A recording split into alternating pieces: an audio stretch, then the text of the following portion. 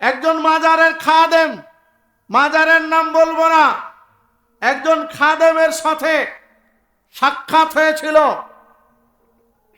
ঢাকার একটা জেলায়, ঢাকা বিভাগের একটা জেলায়। সাক্ষাৎ হলে কিছু বিষয় নিয়ে ওনার সাথে কথা হচ্ছিল। তিনি পরবর্তীতে সঠিক আকীদা সালাফি মানহাজটা গ্রহণ করেছেন, আলহামদুলিল্লাহ। তো ওনার সাথে গল্পে গল্পে এগুলো বিষয়ে কথা বলছিলাম। তো উনি স্পষ্টই বললেন যে ভাই, বাস্তবতায় আমি মুসলিম ছিলাম না। আমি এই পথ যেদিন পেয়েছি সেদিন নতুন করে কালেমায়ে শাহাদাত পড়ে ইসলাম গ্রহণ করেছি, তার আগে আমি মুসলিম ছিলাম না। উনি একটা মাজারের খাদেম ছিলেন, ওই পর্যায়ের যারা ওই ক্যাশ কাউন্টারে থাকেন আর কি, অর্থ কালেকশনে যারা থাকেন, এই পর্যায়ের খাদেম ছিলেন। তা আমি ওনাকে জিজ্ঞাসা করলাম, আপনার অভিজ্ঞতা থেকে কিছু বলুন। যেহেতু আপনি বলছেন যে তখন মুসলিম ছিলাম না, তো অভিজ্ঞতা থেকে কিছু বলুন যা শিখা যাবে। তিনি বললেন, দেখুন, আমি যেমন, ঠিক আমার আশপাশে যারা ছিলেন তারাও তেমন। আমরা পরস্পরে যখন দেখা হতো তখন জিজ্ঞাসা করতাম, ভাই কেমন আছেন?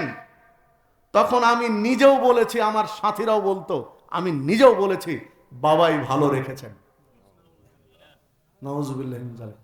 উনি বলছেন যে শেখ, সত্য কথা বলছি, কোনোদিন এই কথা বলতাম না যে আল্লাহ ভালো রেখেছেন, এটা বলতাম না, বলতাম বাবাই ভালো রেখেছেন।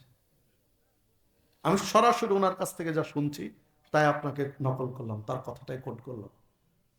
এই কথা যদি কোনো ব্যক্তি বলে, ঈমান থাকবে, জান্নাত পাবে, ভালো রাখার মালিক আল্লাহ। এই ক্ষমতা যে দিয়ে দিয়েছি বাবাকে, এইটা আল্লাহ মেনে নেবেন, কারণ তার ক্ষমতায় আরেকজনকে অংশীদার বানিয়ে ফেলেছে।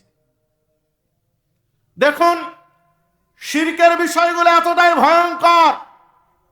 মুআয রাদিয়াল্লাহু আনহু রাসূলুল্লাহ সাল্লাল্লাহু আলাইহি ওয়াসাল্লামের কাছে 10টি বিষয়ের উপদেশ চেয়েছিলেন। রাসূল সাল্লাল্লাহু আলাইহি ওয়াসাল্লাম 10টি বিষয়ের উপদেশ দিয়েছিলেন। 10টি উপদেশের 1 নম্বর বলেছিলেন, মুআয, লা তুশরিক বিল্লাহ, তুমি আল্লাহর সাথে শরীক করবে না। ওয়াইন কুতিলতা, যদি তোমাকে জবে করা হয়, হত্যা করা হয়। ওয়াহুররিকতা, কিংবা যদি তোমাকে আগুন জ্বালিয়ে পুড়িয়ে ছাই করে দেওয়া হয়, তবুও তুমি আল্লাহর শরীক করো না, আল্লাহর অংশীদার স্থাপন করো না। সম্মানিত উপস্থিতি, আরেক বর্ণনায় রয়েছে ওয়াইন কুতিলতা, যদি তোমাকে পিস পিস করে কেটে ফেলে দেয়, টুকরো টুকরো করে কেটে ফেলে দেয়, তবুও তুমি শিরক করো না। আপনি চিন্তা করতে পারেন, একজন মুসলিম যদি তার সামনে 2টা অপশন থাকে, হয় তুমি মৃত্যুর জন্য প্রস্তুত হও, তোমাকে মেরে ফেলে দেওয়া হবে, নতুবা তুমি এই শিরিকটা করো, যে কোনো একটা শিরিক, তুমি এই শিরিক করো, আর নাহলে তোমাকে জবে করা হবে। তো তিনি যদি জান্নাত পেতে চান, তাহলে প্রয়োজনে জবে হয়ে যাবেন, শিরিক করবে না। যদি অপশন 2টা থাকে, দাও দাও করে আগুন জ্বলছে, হয় শিরিক করো, না হলে আগুনের এই কুণ্ডলিতে তোমাকে নিক্ষেপ করা হবে, পুড়িয়ে হত্যা করা হবে। আল্লাহ রাসূল সাল্লাল্লাহু আলাইহি ওয়াসাল্লাম মুআয রাদিয়াল্লাহু আনহুকে শিখালেন, তুমি আগুনে পুড়ে ছাই হয়ে যাও, কিন্তু শিরিক করো না, কারণ আগুনে পুড়ে ছাই হয়ে গেলে ইনশাআল্লাহ জান্নাতে যাবে। শিরিক যদি করে ফেলে, জান্নাত কোনোদিন টিকবে না, স্থায়ীভাবে জাহান্নাম।